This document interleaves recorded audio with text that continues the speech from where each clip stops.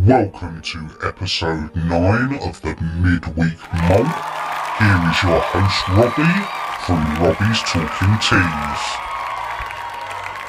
Hello everybody, welcome to episode 9 of the midweek moult. Now you're going to have to forgive me, I didn't put a podcast out last Tuesday or Wednesday due to being at the Southeast Arachnid show, and I thought you guys would enjoy seeing what I got up to at the show more than the podcast. But this week we're back, we've got a couple of topics that we're going to be covering this week. First is the new documentary project from lovetarantulas.com, and then we have another one of your questions that was sent in on Instagram. So it's shaping up to be a great podcast. I want to say though, thank you to everybody that's watched my content since starting back up again after Christmas. It's been awesome getting those comments back in, interacting with you guys after a couple of weeks away. I'm really enjoying the creative process at the minute, and I'm trying to do some new things with the videos. I don't know if you guys saw my Brachypelma auratum care and husbandry video the other day.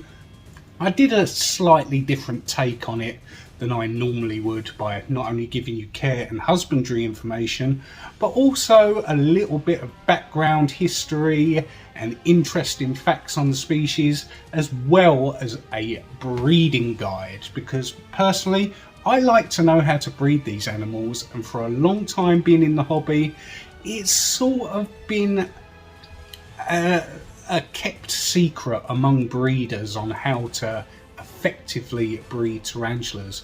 So in care and husbandry videos in the future I will be adding that and sharing that information. This Saturday I will be bringing out a rehousing video on Poecilotheria hannamavillasumica, which I'm really excited to be rehousing. I mean, I picked this girl up, I believe it was the Brighton invert show from the awesome Peter Webster, and since then it's been in the same enclosure but is in much need of an update. And with being such a rare species in the hobby, I think it deserves bigger and better, and we're also going bioactive with it, so I'm excited to do that. But having said that, there's a reason why I mentioned the Poecilotheria hannamavillasumica, and that is our first topic today. I was on Facebook the other day, not Facebook, I was on Instagram the other day when I saw a post from the awesome lovetarantulas.com. Now, those of you who may not know, this is a documentary making company which is run and shot, and all the documentaries are written by Andrew Smith. If you don't know who Andrew Smith is, then where have you been the entire hobby? This guy makes documentaries, he goes out and he does research in the field, and he's also responsible for describing some of the species that you may have in your collection. But that being said, they've got a new Kickstarter fundraiser started up that I will post the link to down in the description. Now, in these documentaries, he goes out into the field. So far, he's done Lacidora, he's done Brachypelma, and he's also done Pelanobius muticus. They're awesome documentaries. I watch them on repeat over and over again. They're fantastically scripted, they're full of history, full of information, and quite frankly, the best tarantula footage I've ever seen in the wild.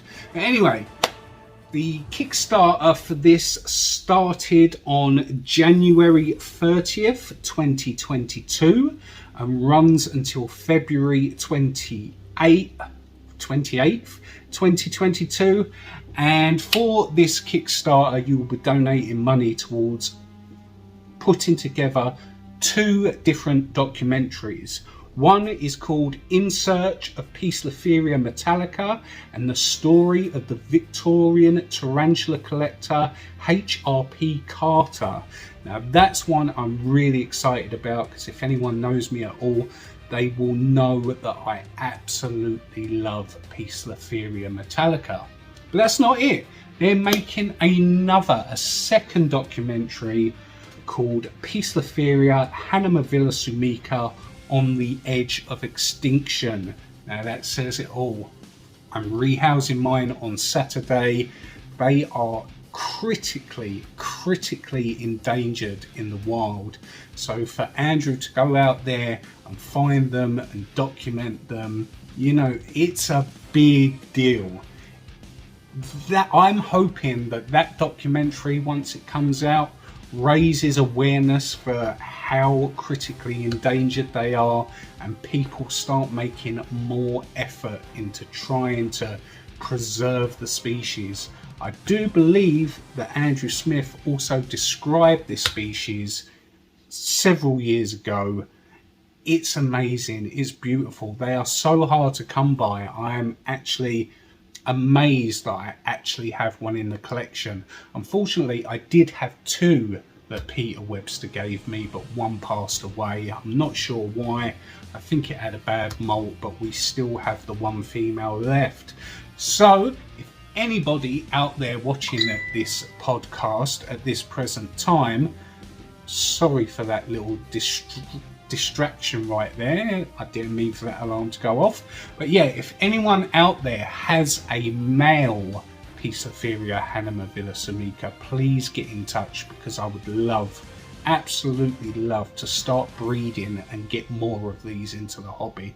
Because soon enough, if nothing's done, if, you know, charity work isn't set up for the preservation of the species, very soon there will be none left in the wild, which is such a shame, because there's so many species that we have in our collections that we wake up and we see every day that are critically endangered, and there are things we can do about it. It's just shocking. Like, these animals deserve to live and be on the planet just as much as we do, so we need to start helping our environment. And yeah, it's just a shame. Just look at your tarantulas right now in your collection and imagine if you could never have one of those anymore. It's not worth thinking about, is it? So let's do it. Sign up for the Kickstarter, donate as little or as much as you can. It's going towards a great project. And if you haven't already, then on lovetarantulas.com you can order the previous documentaries, and take it from me, they're absolutely amazing. You can't go wrong with that. Next up, after saying all that, is a question. We are following on a question that was sent in by Leah from Glorified Pet Rocks from the last podcast. It's one that I didn't see on the list, and it is: what is your most expensive tarantula that you paid for, and one that is worth the most / rarest in your collection? The most expensive tarantula I paid for would have to, well, it depends really, because obviously prices vary from size to size. If we're talking about slings, the most expensive one I've paid out for is the Ferrophosidae species Panama, which is in itself quite rare. You do see them come up frequently, but in short, sharp bursts, and then they disappear again. So that would be one of my rarest ones and one of my most expensive. The Poecilotheria hanamavilla is probably one of the rarest due to it being critically endangered and not in the hobby a lot, but I didn't pay for that one. That was gifted to me by Peter Webster, so I can't include that, but it is probably the rarest species in my entire collection. I have so many in the collection. I'm currently going round in my head all the rare ones that are here. There's so many. There's like Avicularia boa vista. You don't see them around too often. But that was not really that expensive, but still quite rare in the hobby. What else is there that I can think of off the top of my head? That's it, I think. There are a few species like that you don't see every... Oh, Avicularia rufa. That's another one you don't see too often. I've got a couple of those, but those were relatively cheap given the circumstances. I think that's the rarest that it goes. Most of them are pretty common. Another expensive one I paid for was my adult female Poecilotheria metallica, which I would buy 10 times over. That was definitely 100% worth it. I mean, yeah, there's species here that I've got that you don't see often, like that you would think would be quite common, like Grammostola iheringi, Grammostola actian.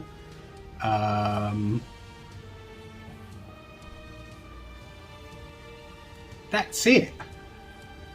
That's it, really. That's it as far as rare species go. Yeah, I don't know.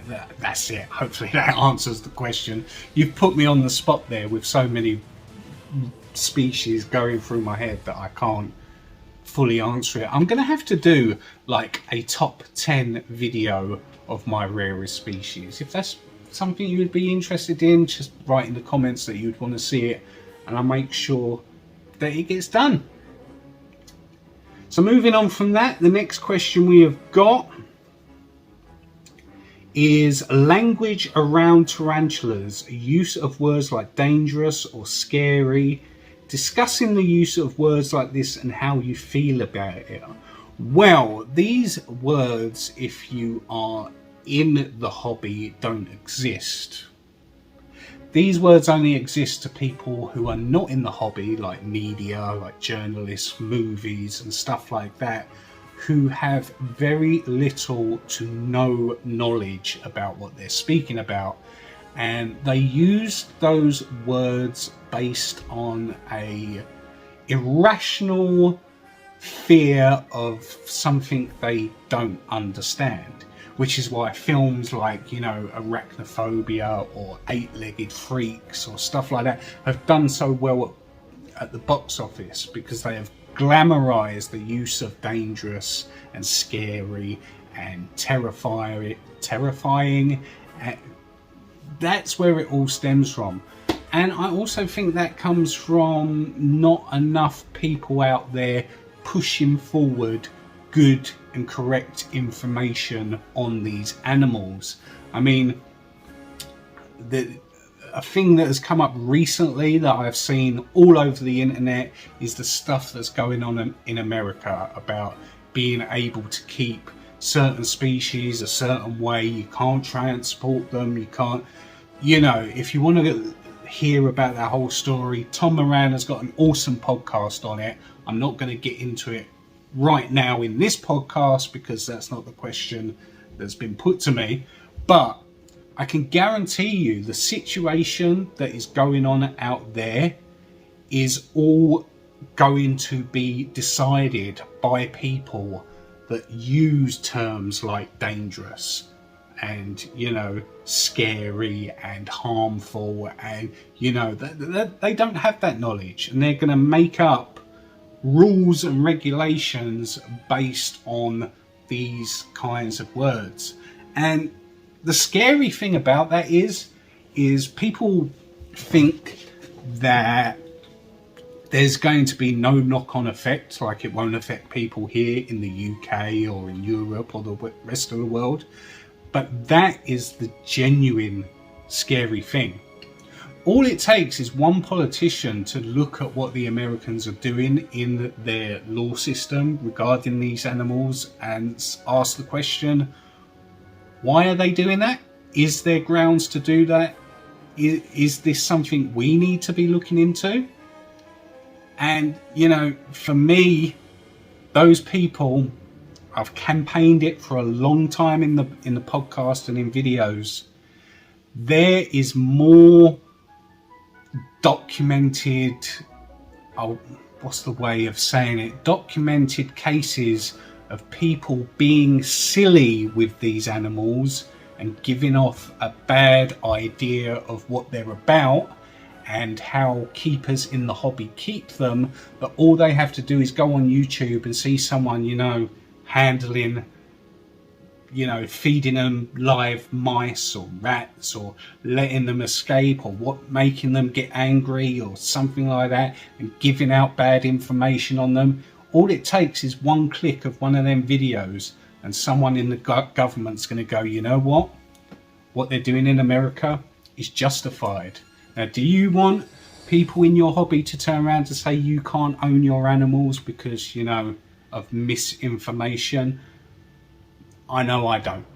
So it's really important that we put out there that these animals aren't scary, they're not dangerous, they're not out to hurt you, they're not going to crawl up your bed in the night and eat you and kill you, and they're not a danger. Keep them responsibly, you keep them in their enclosures, you have very minimal interaction with them, you feed them, you clean them, that's it. As long as we keep pushing that message and really make a stand, and really, like I said, these people that are putting out a bad image of the hobby and a bad image of the animals that we're keeping, as long as, if we make a stand and say, you know what, we're not going to support that, it's not big, it's not clever, it's not helpful to the hobby, and that's the only way that we're going to change the whole perspective of how people outside the hobby talk about these animals. I don't see any other way around it.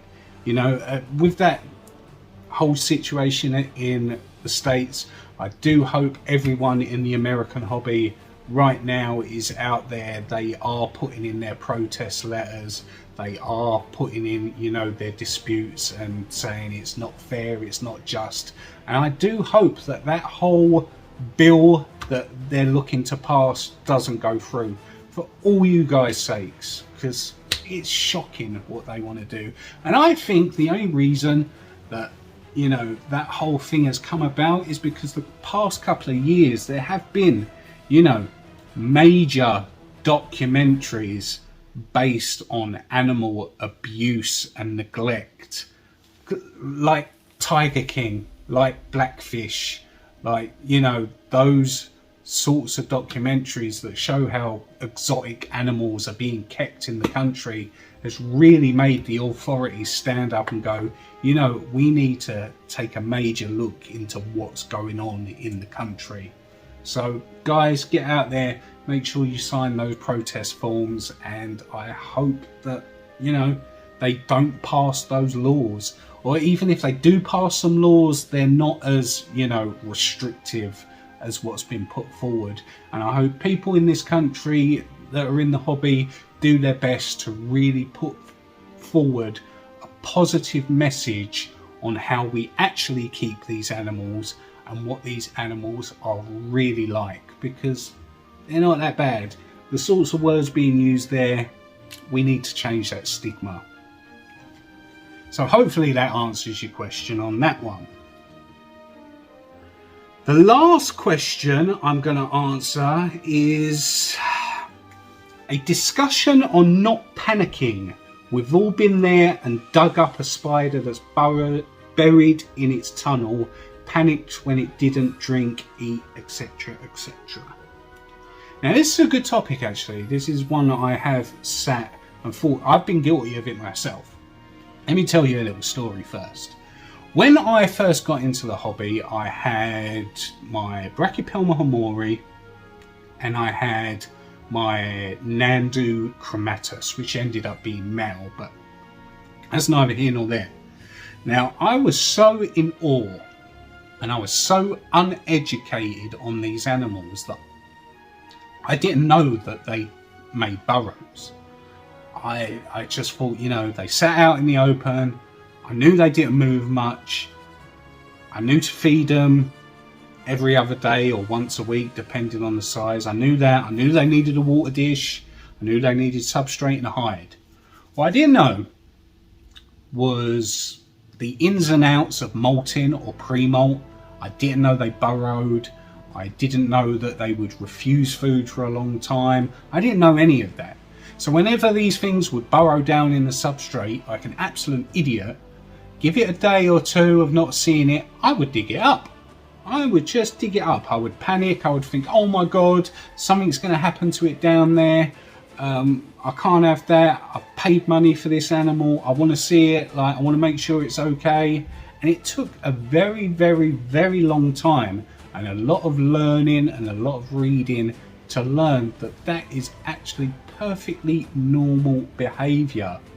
But you can't help that gut reaction. I mean, if it was any other, we're so used to owning animals that don't act in that way, like cats and dogs. They don't burrow, they don't, there's no such thing as molting. You feed them every day. You even like small kids, like, it's just a way that we've been brought up to constantly have to know what they're doing and what's going on with them, and any little thing that may say trouble with those animals, like dogs, like if it's limping or if it's crying or if it's constantly lethargic or whatever, there's something wrong. And it takes a long time to realize with tarantulas that it's totally the opposite. If you don't see them for 6 months or 7 months or even a year, perfectly normal. It takes a long time for us as human beings to get our heads around that concept, because it's just a gut reaction, it's just a gut instinct. But the only thing we can do to change that is keep giving up the information to new keepers. This is what you're getting into, this is what to expect, this is going to happen. And the more we push that, the more people are going to stop panicking on perfectly normal things. What we don't need is what I've said several times in this podcast over the past few months, is people who, when they see that question of why is it burrowed, why is it hidden away, why is it not eating, we don't need those negative reactions. I would much rather someone said nothing than reacted with negativity, because at the end of the day, all that negativity is going to do is have the knock-on effect that the person's just going to stop searching for the knowledge that they need. They're going to stop asking questions, and then you're going to have animals out there that are being neglected, they're being mistreated, they're being, and the owner is none the wiser, all because of a stupid bit of negativity and someone being unable to be patient and calm with another human being. So that's the only thing I can say about it. That's all we can do is keep pushing that good information. And hopefully, as time goes on, as more people get into the hobby, the facts of keeping these animals will be more and more and more pushed, rather than, I've seen it the past couple of years, the internet and the way groups and whatnot are set up, it's like 50-50.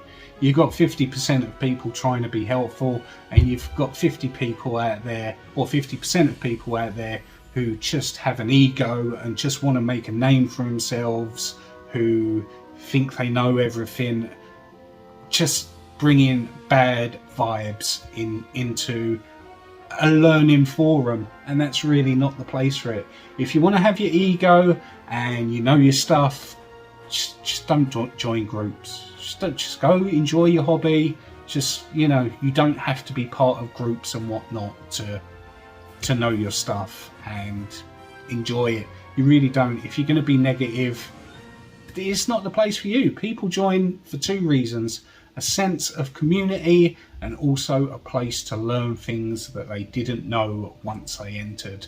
And that's how they should be kept. That's what they're there for.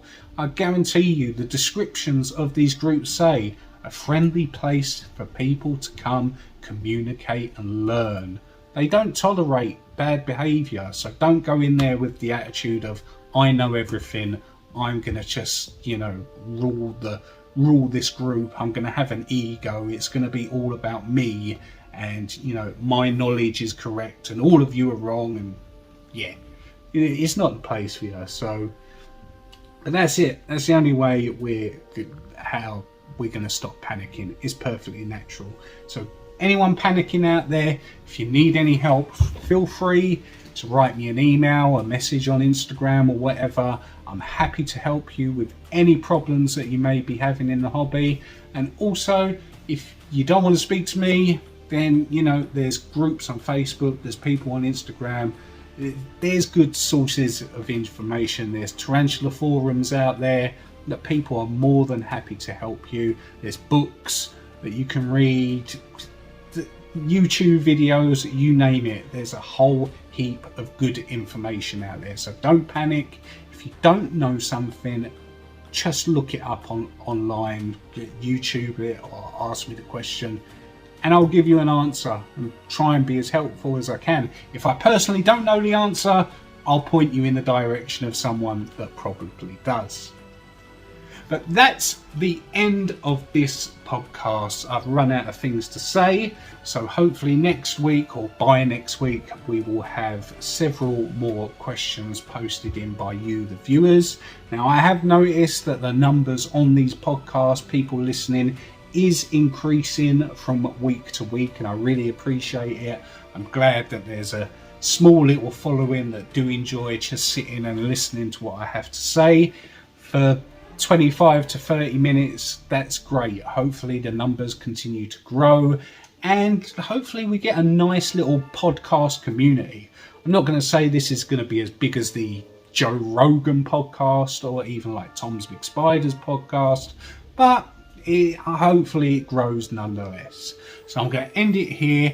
I'm going to leave it there, and I'm going to ask you guys, tune in for Saturday's video for Piece of Theoria Hanma Villa Sunica. It's going to be a good one. So I'll see you in the next one. Take care.